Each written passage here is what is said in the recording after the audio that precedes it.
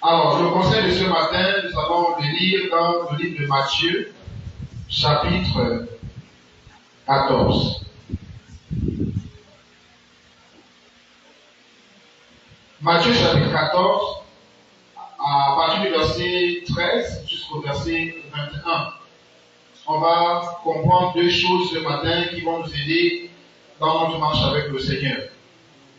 On va juste prendre deux choses pour que nous ne soyons pas trop longs et que chacun puisse retenir donc ces deux choses-là, qui sont très très importantes. Alors je lis à partir du verset 13, Matthieu chapitre 14, verset 13, il est écrit ceci. À cette nouvelle, Jésus partit de là dans une barque pour se retirer à l'écart dans un lieu désert, et la foule, l'ayant su, sortit des villes et le suivit à pied. Quand il sortit de la barque, il vit une grande foule et fut ému de compassion pour elle, et il guérit les malades. Le soir étant venu, les disciples s'approchèrent de lui et dirent: ce lieu est désert et l'heure est assez avancée. Renvoie la foule afin qu'elle aille dans les villages pour acheter des vivres. Jésus lui répondit: ils n'ont pas besoin de s'en aller. Donnez-leur vous-même à manger. Mais ils lui dirent: nous n'avons ici que 5 pains et 2 poissons. Et il dit: apportez-les-moi. Il fit asseoir la foule sur l'herbe, puis les 5 pains et les 2 poissons, et levant les yeux vers le ciel, il rendit grâce. Puis il rompit les pains et les donna aux disciples qui les distribuèrent à la foule. Tous mangèrent et furent rassasiés. Et l'on emporta 12 paniers pleins de morceaux qui restaient. Ceux qui avaient mangé étaient environ 5000 hommes, sans les femmes et les enfants. Alléluia. Gloire à Jésus. Je disais, il y a deux vérités que nous allons sortir de ce passage qui vont nous aider dans notre marche avec le Seigneur. Juste deux vérités, parce qu'il y a tellement beaucoup de choses qu'on peut sortir de là, mais selon ce que le Seigneur m'a mis à cœur, c'est juste deux vérités. Alors ici, nous voyons Jésus qui est avec ses disciples et il va opérer un miracle. Le miracle de la multiplication des pains. Qu'est-ce que ce miracle-là signifie pour nous? Comment est-ce qu'on doit comprendre ce miracle de la multiplication des pains?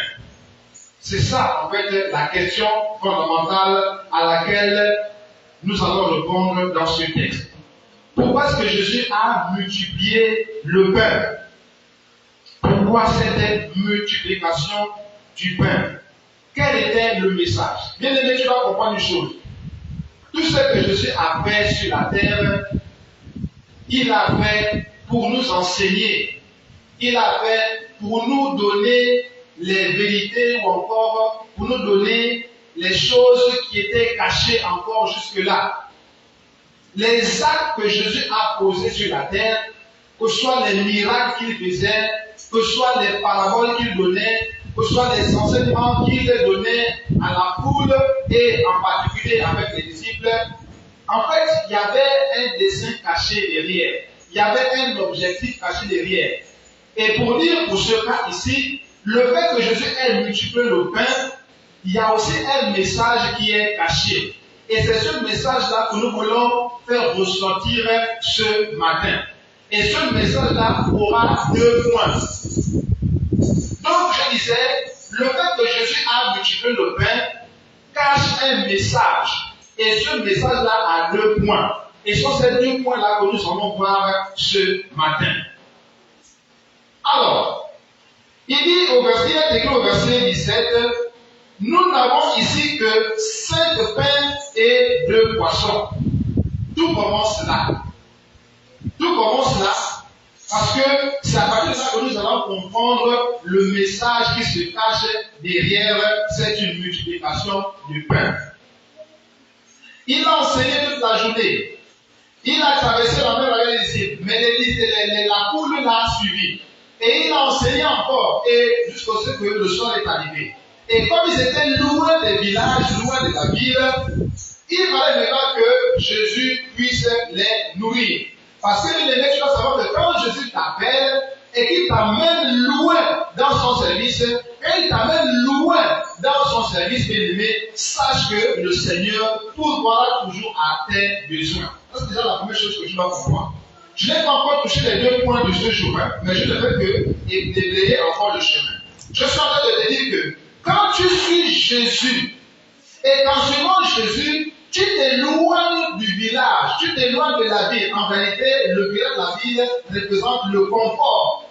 Le village et la ville représentent les connaissances, représentent les amis, représentent toutes les personnes qui t'ont cher, représentent les bonnes compagnies. En fait, ça représente les bonnes choses. Parce qu'au village, on peut boire de l'eau facilement, on peut manger facilement, en ville, on est à l'aise, bon frère. Donc tout ça, ça représente le confort. Je vais résumer ça en termes de confort. Donc quand tu suis Jésus et que tu t'éloignes de ton confort, sache que Jésus ne te laissera pas mourir de faim. À tous ceux qui ont peur de suivre Jésus, à tous ceux qui ne veulent pas suivre Jésus, sous prétexte que si je suis Jésus, qui va m'acheter le pain, qui va m'acheter la crème, qui va me faire ceci, qui va me faire cela. Ce matin, le Seigneur te dit par cette image que quand tu le suis, quand tu marches avec lui, quel que soit le lieu où il va t'amener, quel que soit l'endroit où il va t'amener, sache que même si dans ce lieu-là, il n'y a pas de pain, il n'y a pas de poisson, il n'y a rien, c'est le désert, tout est vraiment désert, sache que le Seigneur trouvera toujours un moyen de te nourrir. Alléluia. Donc si jusqu'alors, tu n'as pas encore donné ta vie au Seigneur, parce que tu as peur, peut-être des amis vont se moquer de toi, ou bien tu as peur qu'on te puisse te traiter de ceci, de cela, ou bien tu te dis que non, on va me fuir, je ne veux plus les amis, je ne veux plus ceci, je ne veux plus la famille, les gens vont maintenant me fuir. Laisse-moi te dire aujourd'hui que Jésus ne va pas te laisser tomber, même si les gens te laissent tomber. C'est loin des villages, loin de la ville, que Jésus a multiplié le pain pour nourrir plus de 5000 personnes. C'est lorsqu'ils étaient loin de la ville, c'est lorsqu'ils étaient loin des villages, au-delà des rivières, au-delà des mers, c'est là-bas que Jésus a fait le miracle de nourrir plus de 5000 personnes. Si Jésus a nourri plus de 5000 personnes, comment est-ce qu'il pourra-t-il pas se nourrir toi? Si tu décides de le suivre, si tu décides d'abandonner ta vie pour te consacrer à Jésus, comment ne pourra-t-il pas donc te nourrir? Ce qu'il a fait hier, il est encore capable de le faire aujourd'hui. Alléluia. Donc ma soeur, mon frère, laisse tomber les raisons que tu as. Donne seulement ta vie à Jésus, suis seulement Jésus, quel que soit le lieu où il va t'amener, il trouvera toujours un moyen de pouvoir à tes besoins. Parce que Jésus n'a jamais abandonné quiconque s'est confié à lui. Jésus n'a jamais abandonné quiconque s'est abandonné à lui. Jésus n'a jamais délaissé, abandonné dans le désert les personnes qui l'ont suivi pour écouter sa parole, pour manger sa parole, pour consommer sa parole. Mais allons-y doucement, doucement. Donc ici, on lui dit, nous n'avons ici que 5 pains et 2 poissons. Commençons donc par là. Le pain représente quoi? Si nous lisons Jean chapitre 6 à partir du verset 48, nous comprenons que en réalité, le pain c'est Jésus. Le pain c'est Jésus. Attention, ce n'est pas moi qui le dis. C'est Jean chapitre 6, verset 48 à verset 51 là qui le dit. C'est Jésus qui dit que je suis le pain de vie.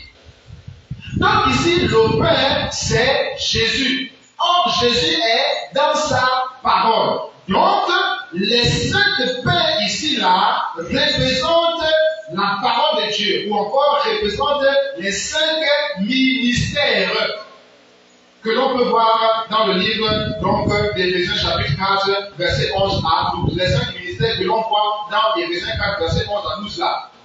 Pasteur, apôtre, prophète, docteur, évangéliste là, voilà les 5 pains dont il s'agit ici. Parce que ces ministères-là, en fait, sont des ministères de la parole, sont des ministères de l'autorité, sont des ministères d'enseignement. Le pasteur enseigne, le docteur enseigne, l'évangéliste enseigne, l'apôtre enseigne, le prophète enseigne. Donc, ce sont des ministères de la parole, les 5 ministères qui sont dans l'Éphésiens chapitre 4, verset 11 à 12. Donc, les 5 pères représentent les 5 ministères.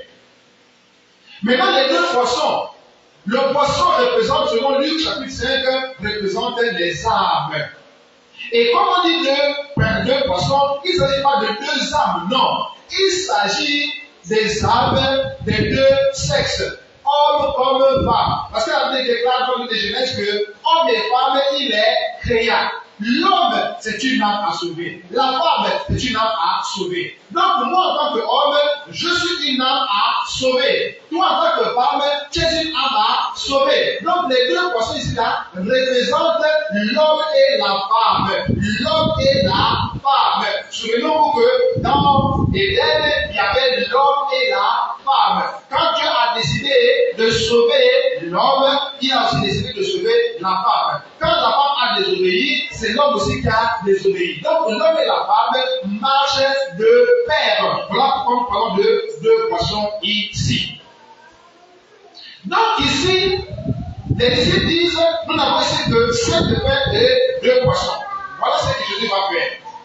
Il dit, apportez-les-moi. Il vit asseoir la foule sur l'herbe, prit les 5 paires et les 2 poissons, et levant les yeux vers le ciel, il rendit grâce. Puis il rompit les pains et les donna aux disciples qui les distribuèrent à la foule. Ici, il y a une opération spirituelle qui est en train de se passer. Le fait que Jésus prenne les 5 pains et les 2 poissons, lève les yeux vers le ciel pour prier et donne aux disciples de distribuer, il y a une opération spirituelle qui est en train de se passer. Il y a une transmission de sacerdoce qui est en train de se passer ici. Je le prends. Il y a une transmission de sacerdoce qui se passe ici. Autrement dit, Dieu est en train de léguer le pouvoir à ses disciples. Dieu est en train de donner le ministère à ses disciples. Dieu est en train de donner le devoir, le travail à ses disciples. Souvenez-vous, lorsque Jésus est monté au ciel, qu'est-ce qu'il a dit? Allez partout dans le monde et faites-en des disciples. Donc, le fait que Jésus prenne les 5 pains et les 2 poissons pour donner à la foule au travers de ses disciples, il est en train déjà de donner l'autorité à ses disciples. Il est déjà en train de leur transmettre le sacerdoce afin qu'ils puissent continuer l'œuvre de Seigneur lorsqu'il va partir. Donc, le fait que Jésus monte, quand il a fini son travail là, il est allé au ciel là, et il recommande à ses disciples d'aller partout le monde là, c'était déjà une prédication qui s'est passée ici. Autrement dit, Jésus annonçait déjà le fait qu'il va donner à ses disciples le pouvoir, l'autorité et surtout le ministère accompli sur la terre pendant qu'il devait être absent. Pendant qu'il devait aller au ciel, les disciples, les apôtres devaient rester sur la terre pour continuer le ministère. Voilà pourquoi dans le livre d'Ésaïe chapitre 50, je crois, verset 13, il est écrit que il a multiplié les descendants. Je suis en train de paraphraser. Il a multiplié, c'est-à-dire qu'il a donné à Jésus la progéniture. Donc nous sommes la progéniture. Nous sommes donc la continuité du travail de Jésus sur la terre. Toi, en tant qu'enfant de Dieu, tu es la continuité du travail que Jésus a fait sur la terre. Voilà pourquoi il leur a dit, allez partout dans le monde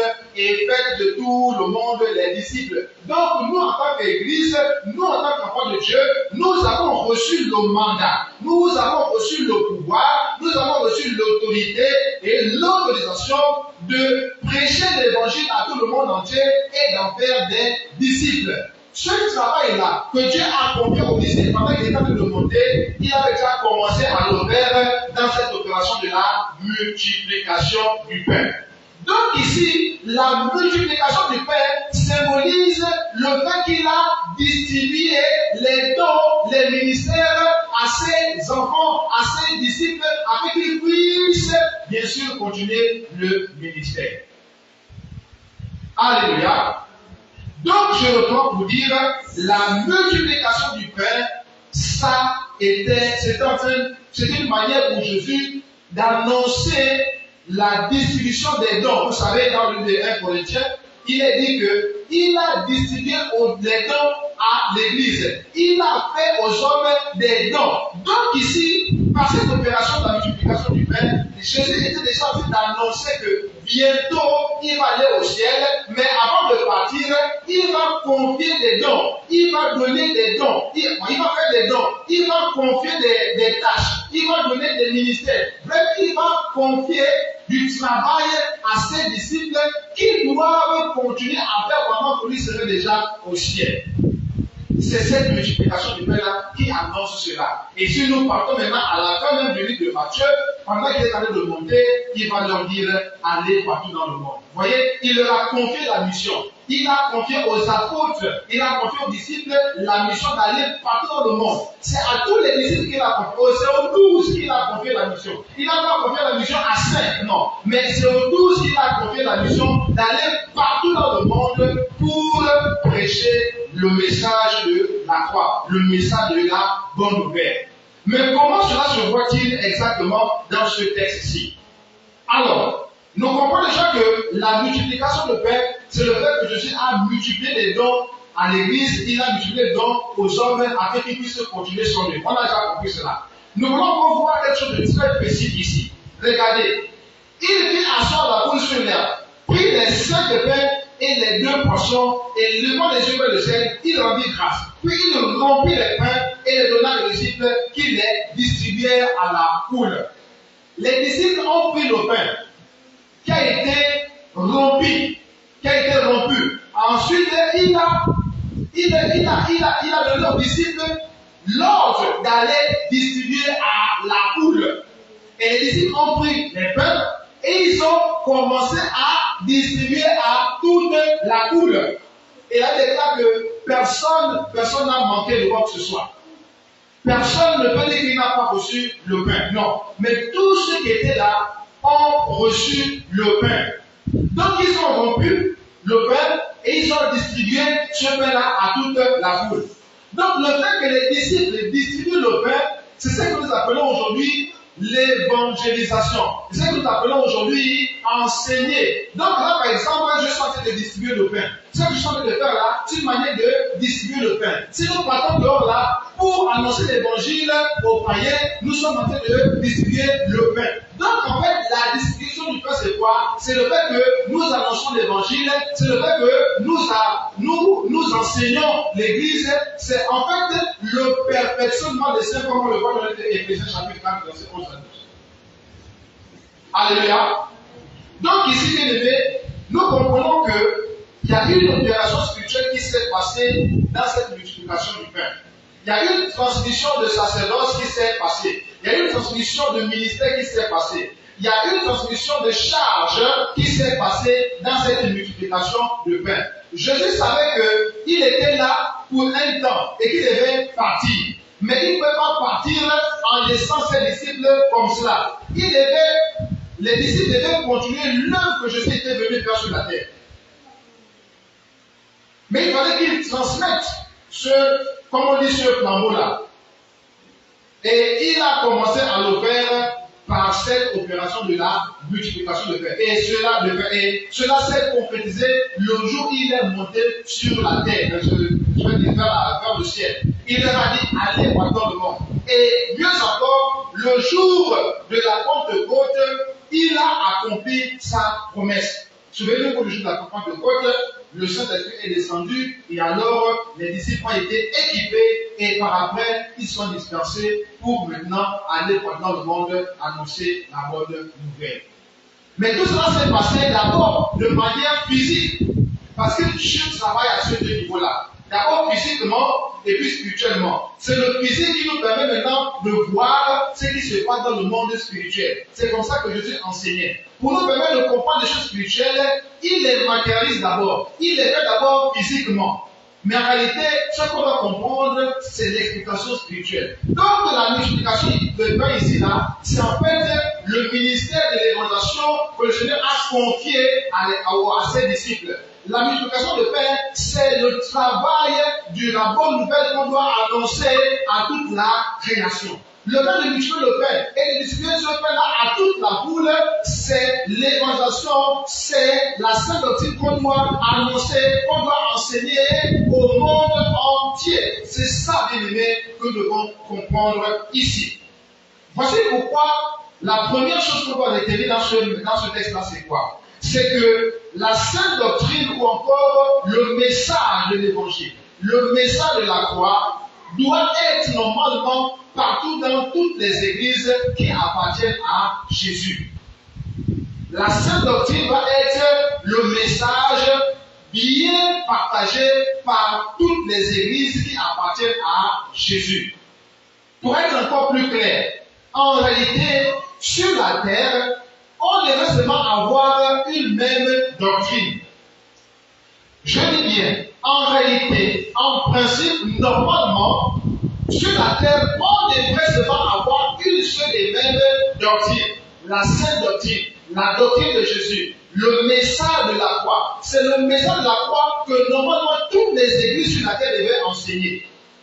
Toutes les églises qui normalement appartiennent au Seigneur Jésus, toutes les personnes qui viennent de Jésus, qui ont été suscitées par Jésus, normalement doivent prêcher la saine doctrine. Mais si vous partez dans les églises, même ici c'est moi sur l'île de vie, quand vous allez, si vous faites le tour des églises, vous allez voir que chaque église a sa doctrine. C'est un échec à ce niveau, bien aimé. Parce qu'en réalité, toutes les églises, on devrait tous avoir une même doctrine. Une église ne peut pas avoir non, ça c'est ma doctrine, c'est notre doctrine à nous, non, chez nous on fait comme ça là. Non, on ne devrait pas avoir ce langage-là dans l'église du Seigneur. Dans l'église du Seigneur, on ne doit pas avoir non, chez nous on fait comme ça là. Chez nous on fait comme ça là. Non, chez nous là, non, on ne fait pas ça chez nous. Ce qu'on fait là-bas, non, on ne devrait pas avoir ça. C'est seulement si on avait une même source. C'est seulement si on avait le même maître. On doit avoir normalement la même doctrine, la saine doctrine. Pourquoi je le dis? Je ne le dis pas parce que je le dis, non. Je le dis sur la base des Écritures. Regardez. Verset 20. Tous mangèrent et furent rassasiés. Et l'on emporta 12 paniers pleins des morceaux qui restaient. Regardez, c'est là que c'est toute la révélation de ce que je viens de dire tout à l'heure. Tous mangèrent et furent rassasiés. Et l'on emporta 12 paniers pleins des morceaux qui restaient. 12 paniers. Pourquoi 12? Mais parce qu'il y avait 12 disciples. Il y avait 12 apôtres. Le Seigneur avait 12 disciples qui l'enseignaient. Donc les 12 disciples, chacun avait un panier. Et dans le panier de chacun, il y avait les restes de pain. Si on prenait le panier de Jean, on devait voir les pains. Si on prenait le panier de Pierre, on devait voir le pain. On devait pas voir autre chose que le pain. Pour dire quoi, bien aimé? Pour dire que les apôtres de Jésus, les disciples de Jésus, les serviteurs de Jésus, les pasteurs qu'on appelle les pasteurs, qui sont les hommes de Dieu, qui sont les serviteurs de Dieu, nous tous les pasteurs, normalement, on devrait avoir une seule et même doctrine, c'est-à-dire la saine doctrine. On n'est pas dire oh non, dans notre église ici, nous on enseigne ça là, dans notre église là, vous enseignez comme ça. Non, c'est seulement si nous avons la même source, on doit enseigner la même doctrine, c'est-à-dire la saine doctrine. Donc ici, on devait enseigner la saine doctrine. Là-bas, dans une autre église, la saine doctrine, partout, on devait avoir une même doctrine. Pourquoi? Parce que dans les 12 paniers qui restaient, il y avait le pain. Le même pain qui a été multiplié par Jésus. Autrement dit, on doit avoir la même parole. La même parole qui vient du même esprit, c'est-à-dire l'Esprit Saint. Mais tout le fait que, ici on parle de ceci, là-bas on parle d'autre chose. Ici on interprète comme ça les Écritures, et là-bas on interprète autrement les Écritures. Pourquoi? Parce qu'on n'a pas la même source d'inspiration. Parce que ce n'est pas le même esprit qui parle ici, qui parle ici, qui parle là, qui parle là-bas. Ce sont des esprits différents qui parlent à ce moment-là. Voilà pourquoi les doctrines sont différentes. Voilà pourquoi on interprète différemment la parole de Dieu. Or, on doit avoir la même interprétation de la parole. C'est ça ça le principe de l'aimer. On doit avoir la même interprétation de la parole. Pourquoi? Parce qu'on a le même esprit qui nous inspire cette interprétation-là. Et laissez-moi vous dire, bien aimé, qu'on n'interprète pas la parole selon notre intelligence. On n'interprète pas la parole selon nos propres connaissances. Non. On interprète la parole sur la base de ce que la parole elle-même nous dit. C'est ce que la parole nous dit que l'on dit seulement. En réalité, nous n'avons même pas le pouvoir d'interpréter la parole. C'est la Bible elle-même qui s'interprète. La Bible elle-même s'interprète. Ce n'est pas mon interprétation, je comprends de ma manière que je viens dire. Non, ce n'est pas comme ça que ça se passe. C'est la Bible elle-même qui donne encore la solution aux problèmes que nous rencontrons. C'est la Bible elle-même qui nous dit le sens des mots qu'elle utilise. Je prends encore un exemple. Nous avons dit que le Père renvoie à Jésus. Mais moi je sens ça d'où? J'ai appris ça d'où, bien aimé? Qu'est-ce qui me fait dire que le Père désire Jésus? Qui me dit ça? Est-ce que c'est mon intelligence? Est-ce que j'ai appris ça quelque part? Non, bien aimé. J'ai appris ça dans la Bible. C'est la Bible qui me dit que le Père, c'est Jésus. Donc, moi, quand je viens vous dire que le Père, c'est Jésus, ce n'est pas mon intelligence qui le dit. Non, c'est la Bible elle-même qui me dit que, dis à mes enfants, dis à moi que le Père désire Jésus. Sur quelle base? C'est la base des Écritures. Et je cite Jean chapitre 6, verset 48. C'est Jean chapitre 6 qui me dit que le Père, c'est Jésus. Parce que Jésus lui-même a dit, je suis le Père de vie. Donc, en se comparant au Père, Jésus veut faire comprendre que nous devons l'appeler aussi Père. Donc, Jésus est un Père qu'on doit manger. Alléluia. Maintenant, comment manger le Père qui est Jésus? On mange Jésus lorsque on reçoit sa parole. Lorsqu'on te dit, ma soeur, mon frère, donne ta vie à Jésus, abandonne ta vie à Jésus, confesse tes péchés devant Jésus et reçois Jésus dans ta vie comme ton Seigneur et ton Sauveur. C'est quand tu acceptes ce message-là, c'est quand tu reconnais que tu es pécheur, bien tu es une pécheresse, que tu as besoin de Jésus, c'est quand tu reconnais que Jésus est mort à la croix pour toi, c'est quand tu reconnais cela et que tu décides d'abandonner ta vie pour te donner à Jésus et marcher avec Jésus, c'est quand tu fais ça là, c'est à ce moment-là que tu es en train de manger Jésus. C'est comme ça que ça se passe, bien aimé. On ne mange pas Jésus comme on mange le pain que nous avons par exemple mangé ce matin. Non, on mange Jésus en esprit. On mange Jésus lorsqu'on a foi en lui, lorsqu'on croit en Jésus comme Seigneur et Sauveur, lorsqu'on croit que Jésus est Dieu venu en chair pour sauver l'humanité, lorsqu'on le convainc de sa bouche, lorsqu'on le reconnaît dans son cœur, on le convainc de sa bouche et qu'on décide de donner notre vie à Jésus, c'est à ce moment-là qu'on mange Jésus. Donc si je n'ai pas encore mangé Jésus, ce matin, Jésus se tend la main. Jésus te donne une partie de son corps. Jésus il se dispose à se laisser manger par toi ce matin. C'est à toi de décider de manger Jésus. Autrement dit, c'est à toi de décider de donner ta vie à Jésus. Jésus vient bientôt chercher tous ceux qui l'ont mangé. Jésus vient prendre toutes les personnes qui ont décidé de le manger. Il va les amener avec lui dans les airs pour être avec eux. Donc si toi tu n'as pas encore mangé Jésus, c'est l'occasion pour toi de manger Jésus. Autrement dit, c'est l'occasion pour toi d'abandonner ta vie de péché et de recevoir Jésus pour marcher avec lui en nouveauté de vie. Abandonne ton ancienne vie, abandonne tes anciennes choses. Prends maintenant la décision aujourd'hui de marcher avec Jésus et de faire la volonté de Jésus. Si tu entends cette parole ce matin, c'est Jésus qui a voulu que tu entends. C'est Jésus qui s'est disposé à s'exposer devant toi afin que tu puisses le manger. Et Jésus n'a aucun problème sur que tu le manges. Au contraire, il veut que tu le manges pour que tu aies la vie éternelle. Et ce qu'il dit ici, Jean chapitre 6, verset 51. Regardez, il dit ceci, au verset 51, il dit, je suis le pain vivant qui est descendu du ciel. Si quelqu'un mange de ce pain, il vivra éternellement. Tu vois? Donc si tu manges Jésus, tu vas vivre éternellement. Autrement dit, si tu décides de donner ta vie à Jésus, si désormais aujourd'hui tu dis, bon, ok, j'ai longtemps vécu sans Jésus, maintenant je décide de marcher avec Jésus, de marcher selon sa parole, j'abandonne moi dans ma vie de péché, maintenant je laisse le péché derrière moi, je décide de marcher selon la parole de Dieu. À ce moment-là, tu manges Jésus. Et si tu es dans cette disposition-là de cœur, l'âme et l'esprit, et que Jésus vienne à ce moment-là, tu vas être enlevé. Bien aimé, le ciel, c'est l'endroit le plus merveilleux. Je ne peux pas te décrire le ciel, parce que je n'y ai jamais été. Je ne peux même pas te décrire le ciel. Mais je sais par les Écritures que le ciel, c'est l'endroit le mieux pourvu en tout.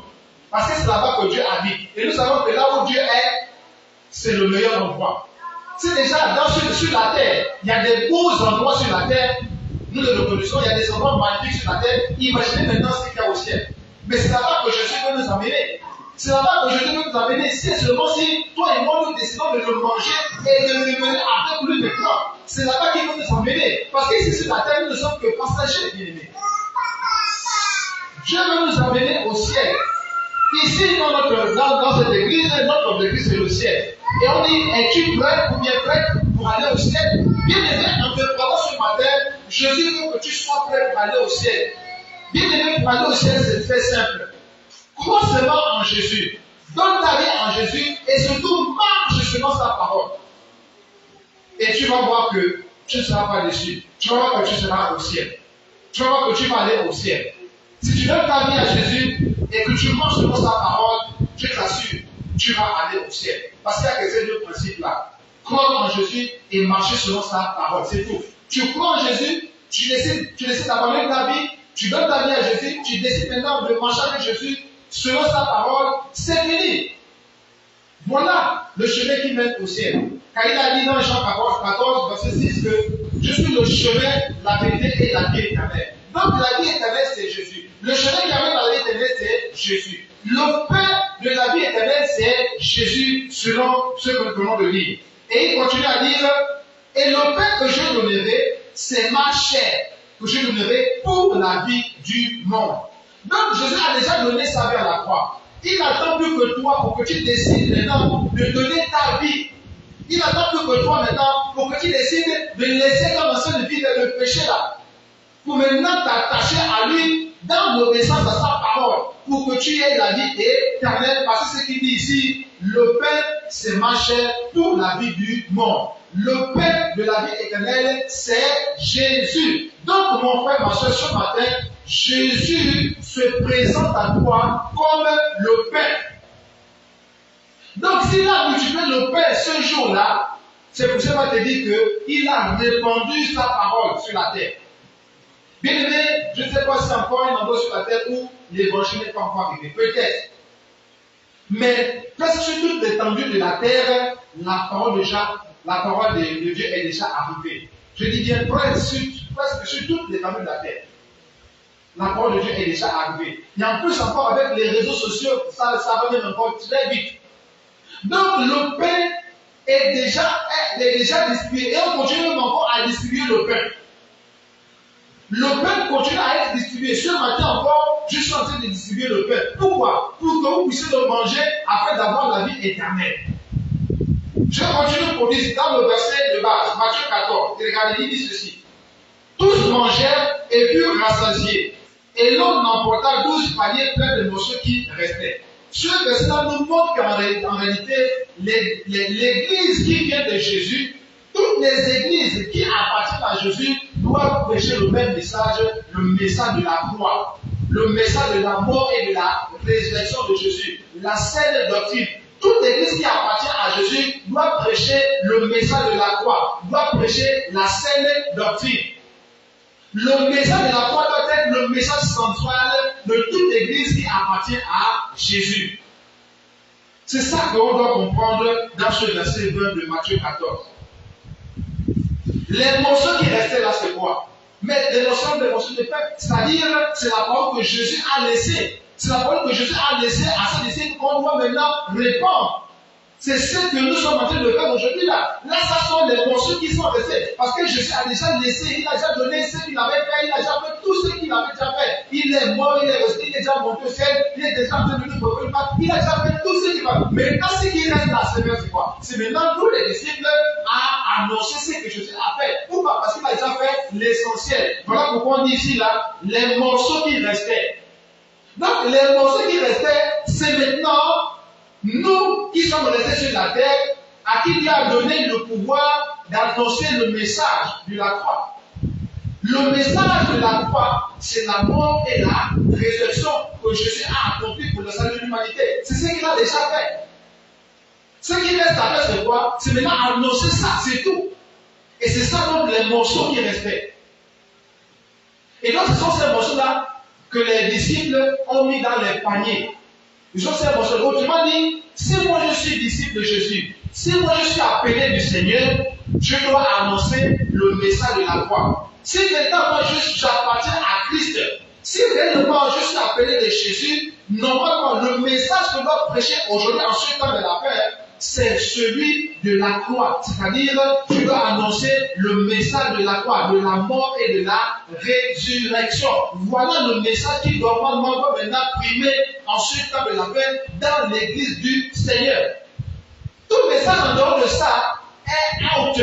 C'est out. C'est vraiment ce qu'on appelle un hors-sujet.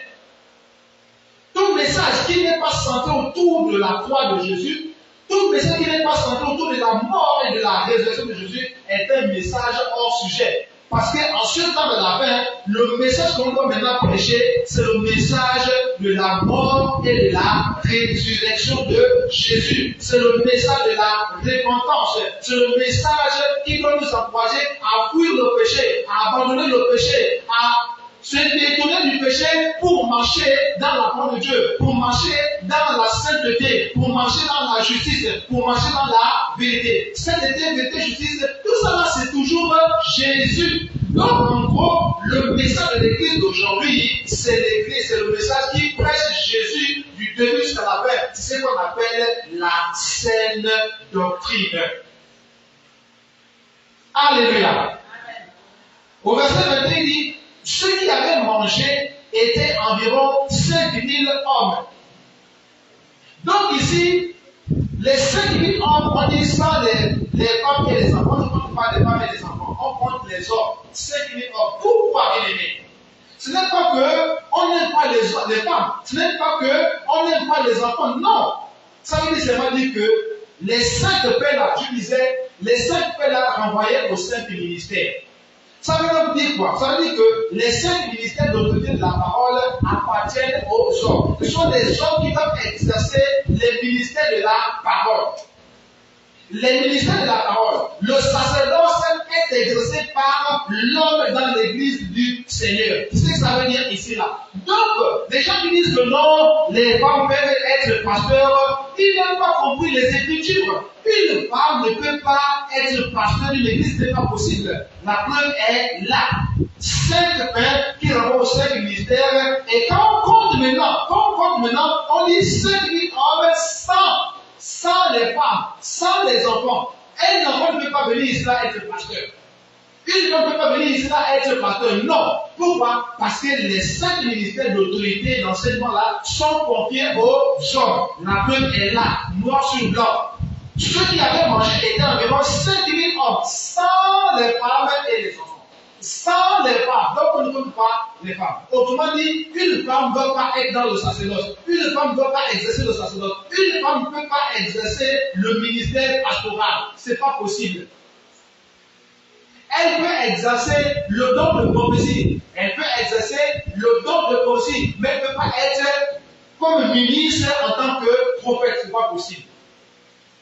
Donc, c'est la mauvaise compréhension des Écritures qui sème le chaos aujourd'hui. Et le diable est très content par rapport à ça. Tant qu'il y a le chaos, tant qu'il y a la confusion dans l'Église, il est content. Parce que le chaos, la confusion des ténèbres servent Satan pour continuer à maintenir beaucoup dans l'ignorance qui tue beaucoup d'enfants de Dieu aujourd'hui. Donc ici, les deux choses qu'il fallait retenir ce matin, c'est quoi? C'est que premièrement, la sainte doctrine doit être la chose la mieux partagée dans toutes les églises du Seigneur. Autrement dit, toutes les églises qui appartiennent à Jésus doivent avoir une seule et même doctrine. On ne doit pas avoir plusieurs doctrines, non. C'est une seule doctrine qu'on doit avoir dans toutes les églises du Seigneur. Et cette doctrine-là, c'est quoi? C'est la doctrine de la mort et de la résurrection de Jésus. Les prédications, toutes les prédications doivent tourner autour de ça. Parce que la Bible là ne parle que d'une seule personne. Elle ne parle que de Jésus. Elle ne parle pas d'une personne d'autre. Non. La Bible tout entière, de Genèse à Apocalypse, ne parle que de Jésus. De ce qu'il est et de ce qu'il a fait. Et de ce qu'il va nous, de ce qu'il va nous donner à la fin. Ça ne parle que de Jésus. Ce qu'il est et ce qu'il a fait. Et ce qu'il va nous faire devenir par après. Ça ne parle que de ça. Donc si on fait les choses autrement, ça veut dire qu'on est passé à côté de la compréhension des Écritures. Donc, bien aimé, pour terminer, on doit retenir ces deux choses. La première chose, je reprends, la sainte doctrine doit être la même dans toutes les églises du Seigneur.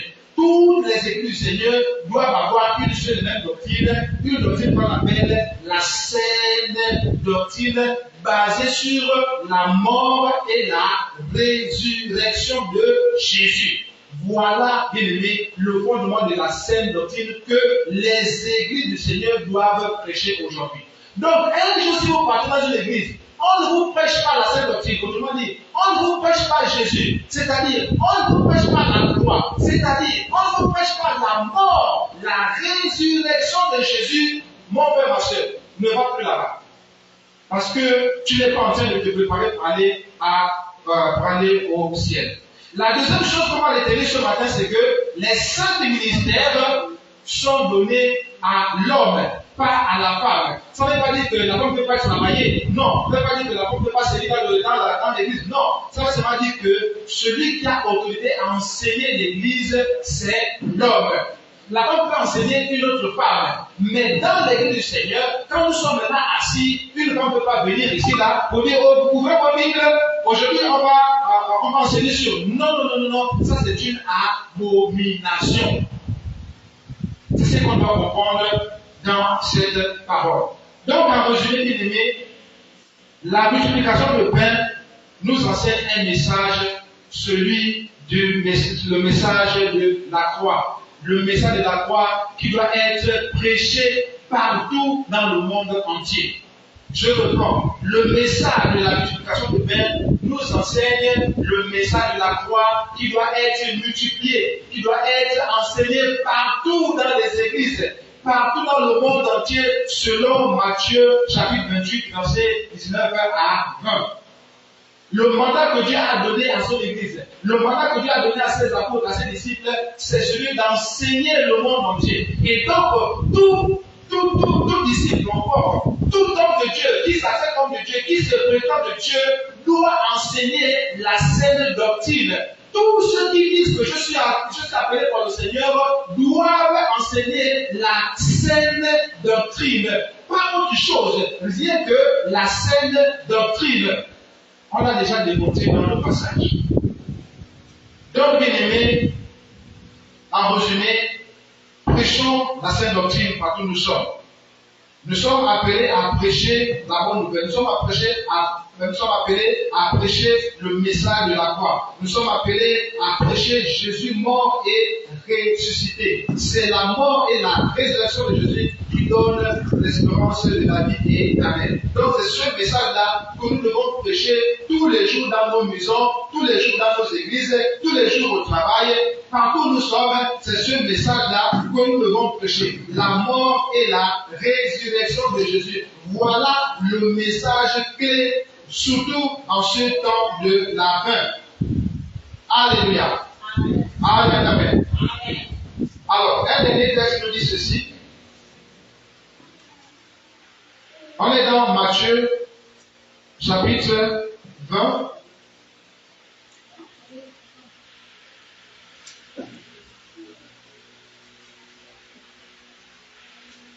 Bon, bien, on va aller directement au chapitre 24. On va laisser 20. On va voir un seul texte. Et de toute façon, au plan de ça, de 4 pas avec ce que je vais dire. Alors, chapitre 24, verset 45, ça on nous s'accorde avec ce que je voulais dire. Quel est donc le serviteur fidèle et prudent que son maître a établi sur ces gens pour leur donner la nourriture au temps convenable? Quel est donc le serviteur fidèle et prudent que son maître a établi sur ces gens pour leur donner la nourriture au temps convenable? Ça veut dire quoi? Ça veut dire que le temps dans lequel nous sommes, c'est un temps maintenant où on doit donner la nourriture qu'il faut. Et la nourriture qu'il faut au temps dans lequel nous sommes là, c'est le message de la croix. C'est le message de la croix. C'est le message de la mort et de la résurrection de Jésus. Voilà le message qu'on doit maintenant entendre dans nos églises. Voilà le message qui nous prépare pour aller au ciel. C'est le message de la croix. C'est le message de la croix. C'est ce message-là qu'on doit maintenant prêcher aujourd'hui. Des messages qui nous disent, tu vas voyager, tu vas voir ceci, tu vas aller aux États-Unis, tu vas te marier, tu vas... Bien aimé, ça là, ça ne va pas t'amener au ciel.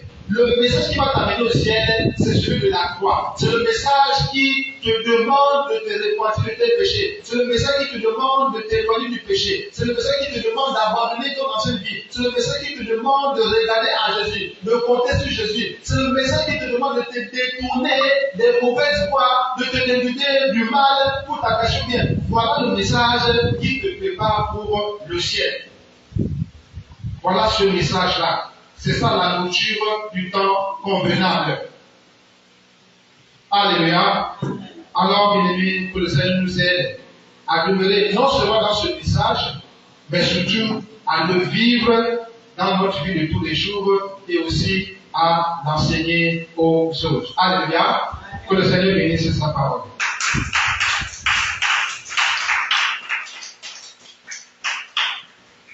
Alors, nous allons prier le Seigneur.